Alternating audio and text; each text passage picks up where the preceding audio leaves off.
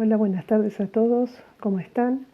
Un gusto poder compartir con ustedes nuevamente este segundo momento, esta segunda etapa que se comienza en la preparación a Jesús, esta consagración a Jesús por medio de María. Hoy quiero salirme un ratito de lo que están acostumbrados a rezar y quiero proponerle que tengamos como oración de inicio en esta tarde una hecha por San Luis María de Montfort, que se llama Oh Jesús que vives en María. Entonces yo voy a ir leyendo la oración y ustedes van repitiendo después de mí. En el nombre del Padre, del Hijo y del Espíritu Santo. Amén. Oh Jesús que vives en María, ven a vivir en nosotros por tu Espíritu de santidad, por la plenitud de tus dones, por la perfección de tus caminos, por la realidad de tus virtudes, por la comunión de tus misterios. Domina en nosotros sobre todo poder enemigo, por tu Espíritu Santo, para gloria del Padre. Amén.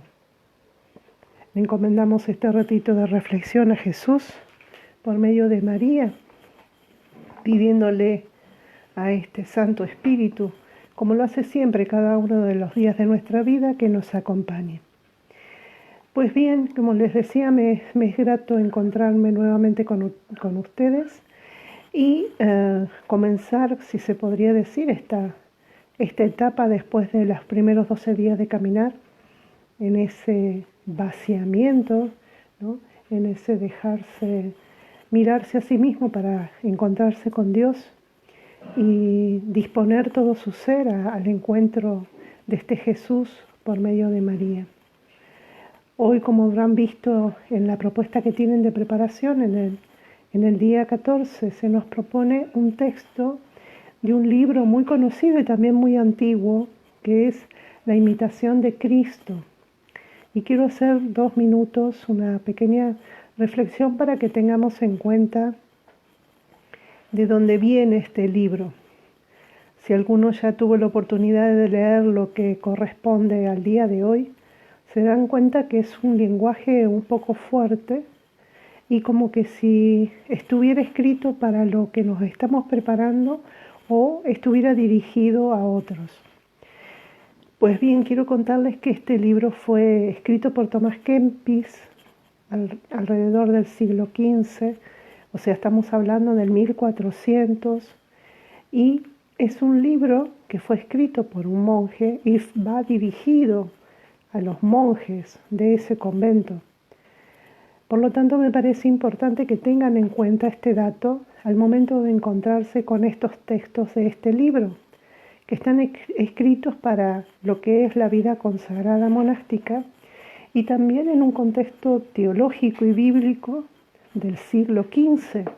Por lo tanto, el vocabulario nos puede sonar un poco fuerte, nos puede sonar demasiado exigente y puede ser que lo que leemos no nos agrade demasiado. No quiero decir con esto que no tenga razón, pero me gusta ubicarlos para que sepan que es un texto que tiene muchísimos años y por lo tanto fue escrito en un contexto diferente al que estamos ahora. Entonces, en este primer texto que encontramos hoy, ¿no?, de esta imitación de Cristo, nos habla especialmente de la obediencia al ejemplo de Jesucristo, ¿no? Entonces, en esta obediencia, lo que rescata en primer lugar, el que procura sustraerse de la obediencia, dice la primera línea, él mismo se aparta de la gracia y el que quiere tener cosas propias pierde las comunes. Sustraerse de la obediencia quiere decir alejarse, apartarse. Se aparta de ella, pero también se aparta de la gracia de Dios. Entonces, y así va enumerando un montón de cosas. También con respecto al amor, ¿no? ¿Por qué aún te amas muy desordenadamente? Por eso temes sujetarte a todo, del todo a la voluntad de otros. Son como expresiones ¿no? Que nos hacen pensar profundamente, ¿no? Porque te amas aún muy desordenadamente. Es una frase que nos debe hacer pensar bastante en el sentido de cómo nosotros mismos nos amamos, ¿no? Cómo vamos dándonos esas prioridades también en nuestra vida, en nuestro comportamiento, cómo nos vamos teniendo en cuenta en las cosas que hacemos o en las cosas que dejamos de hacer, ¿no? Y después va a ser muy duro, ¿no? Pero qué mucho es que tú, polvo y nada, te sujetes al hombre por Dios, cuando yo, omnipotente y altísimo, que crié todas las cosas de la nada, me sujeté al hombre humildemente por ti. Ahí claramente está hablando de este misterio de la encarnación, en donde ya sabemos, ya conocemos, ¿no? Que este Dios tomó esa opción de regalarnos a su Hijo Jesús en ese gran misterio de la encarnación y asumir toda la humanidad, hacerla suya para vivir como nosotros, libre de pecado. Entonces, este texto tiene muchísima riqueza, ¿no?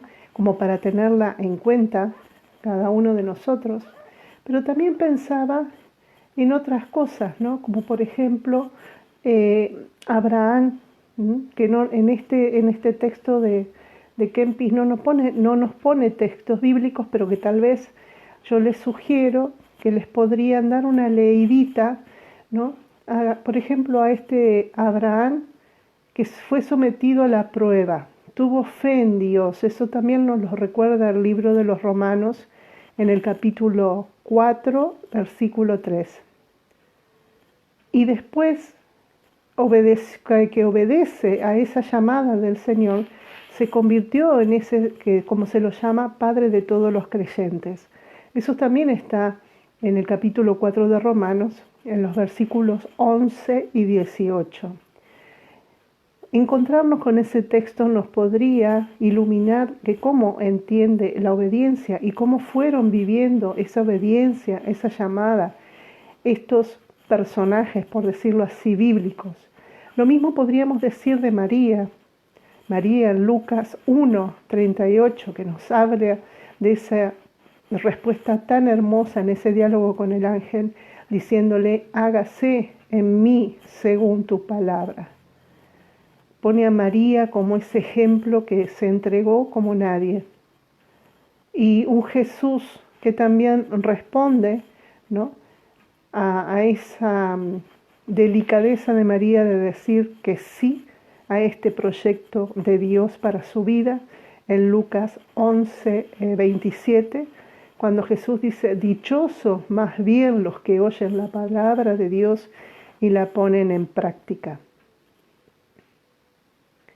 Luego no tenemos un texto bíblico, pero por ejemplo se me ocurría pensar en San José, el esposo de María, ¿no? Cómo fue haciendo oído, ¿no?, escucha atenta en esos sueños y haciendo caso, obedeciendo a la propuesta de Dios, ¿no? Sobre todo cuando recordamos esa huida a Egipto, ¿no?, donde si no hubiese sido de esa manera, estaríamos hablando de otra cosa, ¿no? San Pedro también, ¿no? Bueno, lo que hoy llamábamos San Pedro, pero en la época que fue convocado para Jesús, ¿no? Este discípulo que empezó a caminar, y podríamos decir, bueno, ¿cómo fue que obedeció a Dios? Y él, antes de ser el seguidor de Jesús, encontramos el bello texto en el Evangelio de Lucas, en el capítulo 5, el versículo 5, cuando se encuentra respondiendo Simón a Jesús, Maestro, toda la noche hemos estado pescando, trabajando, no hemos pescado nada, pero por tu palabra echaré la red nuevamente, ¿no? Entonces, vamos viendo cómo se va haciendo eco de este llamado, de esta invitación, de esta respuesta de los seguidores o de los invitados a hacer algo distinto. ¿Cómo es esa actuación frente a esa propuesta nueva? Y luego también me encontraba, los otros días estuvimos viendo acá en la comunidad lo de las apariciones de Lourdes, ¿no? Y, y fue una película de 1 hora y algo, donde se relataba o se hacía este documento partiendo de las referencias dadas por Bernardita Soubirous, ¿no? Que fue la última en fallecer y que era religiosa carmelita. Y en ese contexto me acordaba, ¿no?, de esto, ¿no? De esos encuentros que tuvo con la Virgen. En un momento dado le pide a Bernardita que excave en la tierra, que va a encontrar un manantial de agua. Y ella con sus manos empieza a cavar, ¿no? Y viéndola que estaba en una profundidad, no encontraba el agua, pero sí encontraba barro. Entonces esa mezcla con la tierra la acercó 3 veces a sus labios, a su cara. No resolvió beberla porque, bueno, le daba cierta repugnancia beber el agua sucia, pero en un segundo momento bebió de la misma y se mojó también la cara.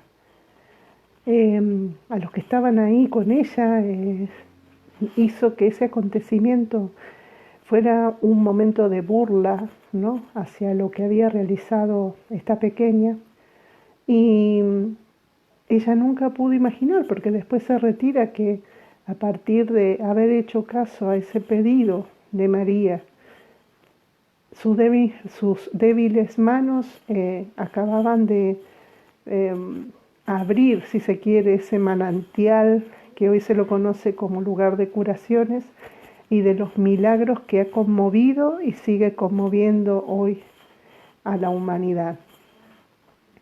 Entonces, así muchos más. Yo los invito a ustedes a pensar también qué otros testimonios tenemos de esta obediencia a Dios, ¿no?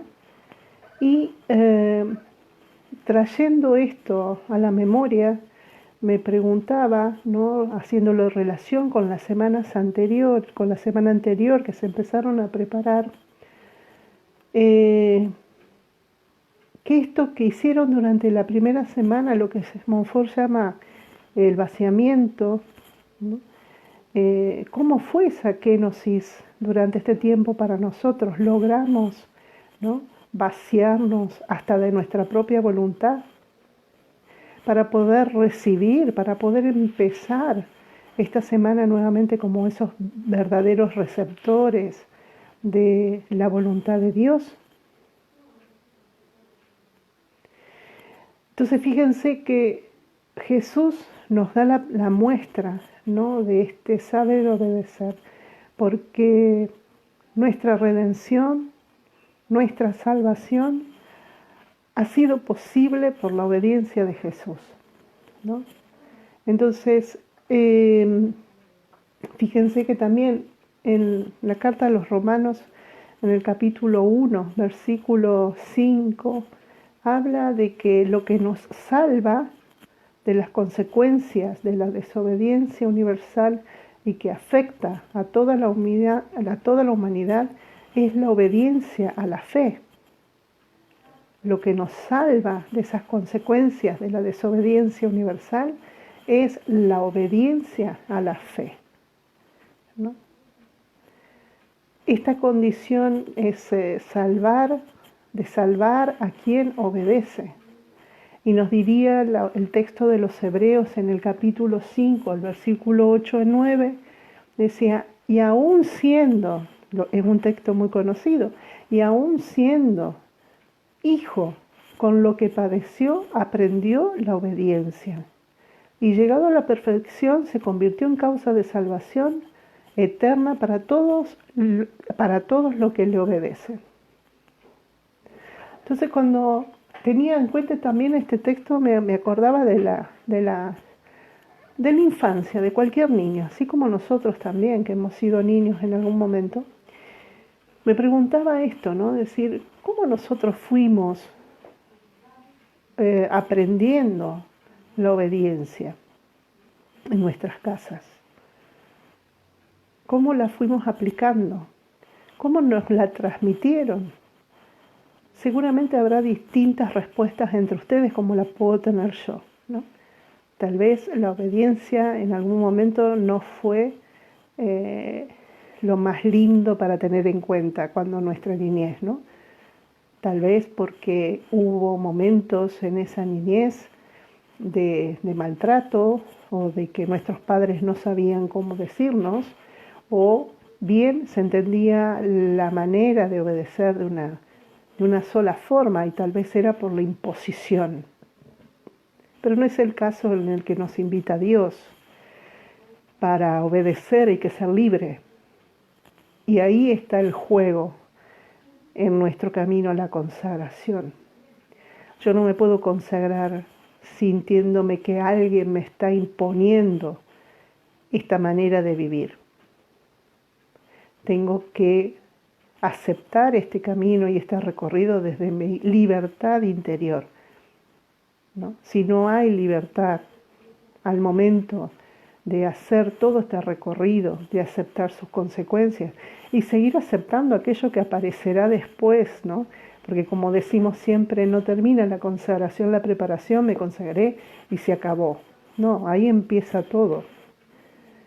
Ahí empieza este verdadero camino, ¿no? De vivir conscientemente mi bautismo dependiendo de nuestra Madre, la Virgen María. Entonces pensaba en eso, ¿no? Estamos llamados a vivir libremente, caminando con lo que cada uno es. Y pensaba en este recorrido, ¿no? Decía, desde niño nosotros necesitamos, desde el momento que nacemos, ¿no? Que alguien nos cuide, que alguien nos acoja, que alguien nos ayude, que alguien nos preste atención. Y a su vez, mientras vamos caminando, mientras vamos creciendo, reconocemos ahí que en el modo de vivir hay normas, hay leyes, hay condiciones que tenemos que respetar. O como en cualquier ciudad, en cualquier parte del mundo, hay leyes a las cuales debemos adherir porque es la manera que hemos encontrado de organizarnos como ciudadanos. Por lo tanto, yo no puedo ir por la vida haciendo lo que quiero. Y muchas veces el hacer lo que quiero, el violar las leyes, el decir, bueno, esto no me importa, hace que esa desobediencia, como decía hace un rato, nos lleve al fracaso, nos lleve a la muerte, nos separe de la salvación. Entonces, todo lo que tiene que ver la obediencia tiene que ver con esta parte de integridad en nuestra persona y también en ese poder ser integrado en parte de una sociedad, ¿no? Donde nos sintamos parte también de que construimos esa sociedad. Entonces, ¿qué vino a hacer Jesús a esta tierra? Y vino a restablecer esa obediencia, ¿no? Ese fue el motivo por el cual ofreció Dios a su Hijo único, a restablecer esa obediencia que no tiene que ver con una imposición, sino que con una invitación a decir, mira, te muestro, esto es mi propuesta. Te muestra, esta es la voluntad de mi Padre. Mírame a mí y no te vas a equivocar de camino, ¿no? Yo te prometo, ¿no? Esa felicidad. Te prometo que no sufrirás más. Te preparo para esa otra vida, la vida eterna, que deberás empezar a vivir acá. Por eso es tan importante, ¿no? El tener presente este tema de la obediencia, insisto, no como imposición, ¿no? Sino más bien como una manera de vivir en libertad plenamente, aceptando la propuesta hasta el final. Entonces, sabemos que esta obediencia de Jesús tiene muchos textos bíblicos con los cuales nos podremos encontrar, sobre todo también en el capítulo 6 de Juan, en el versículo 38, ¿no? Él manifiesta ahí que ha bajado del cielo no para hacer su voluntad, sino la voluntad de aquel que lo ha enviado. Entonces, esta condición, ¿no?, de salvar a quien lo obedece está manifestado, como ya les decía, en el texto de los Hebreos, en el capítulo 5. Se va a convertir él en una causa de salvación eterna para todos los que le obedecen. Entonces, yo le propongo que durante este día puedan reencontrarse nuevamente con este texto de Kempis, pero puedan tomarse un ratito de oración, un ratito de encuentro con algunos de estos textos bíblicos que les acabo de sugerir, ¿no? ¿Para qué? Para que justamente tengamos esa iluminación por parte de la palabra de Dios, que siempre es actual, ¿no? Y que dejemos en nuestro corazón que rumee, ¿no?, esta luz que nos va dando su palabra. ¿Obedecer para qué? ¿Obedecer a quién?, ¿no? Y estar dispuestos durante esta segunda etapa de la preparación a tener esa actitud humilde, ¿no? Esa actitud de decir, me pongo a la escucha, porque la palabra obedecer tiene que ver eso, me pongo a oír, ¿no? Entonces, pedir al Señor la gracia durante todos estos días por medio de María, de ser esas personas que queremos dejarnos iluminar por la invitación de Jesús para poder obedecer a sus mandamientos, a sus propuestas. Pedirle a Jesús también la gracia de no tener miedo de aceptar lo que viene a nuestra vida. Pedirle a Jesús que durante todos estos días podamos descubrir en la obediencia a la misma persona de Jesús, un Dios lleno de misericordia, un Dios lleno de bondad, un Dios que si bien en algún momento viene a decir, vengo a traer la espada, ¿no?, esa espada tiene que ver con todo esto. Perdón que se cortó. Entonces, esta espada que tiene que ver con esa invitación de Jesús de poder, sinceramente, cada uno sacar de la vida todo aquello que no nos acerca a Él, que nos conceda la gracia de vivir conscientemente este camino, que viviendo conscientemente seremos capaces de no alejarnos de su gracia, de no alejarnos de Dios. Aquel que hizo el camino primero, tratando de conocerse a sí mismo en profundidad, ya sabe dónde le aprieta más el zapato. Por lo tanto, esta invitación es a decir, ahora que te conoces un poco más, camina con ese conocimiento y pedir a Dios la gracia de ser un siervo humilde como lo es Jesús. Yo les cuento que estoy de consejo en mi congregación. Ahora en 2 o 3 minutos tengo la reunión por Skype, ya hemos empezado esta mañana. Entonces no podré rezar con ustedes lo que pide al final de las oraciones, de las letanías al Espíritu Santo y un par de oraciones más. Como sé que ustedes las tienen, les pido que cierren este momento de reflexión rezando esas letanías al Espíritu Santo y pidiéndole a Él la gracia de poder vivir bien todo este recorrido. Les mando un beso, un abrazo a cada uno y espero que tengan un lindo y bendecido fin de semana. Nos vemos. Hasta pronto.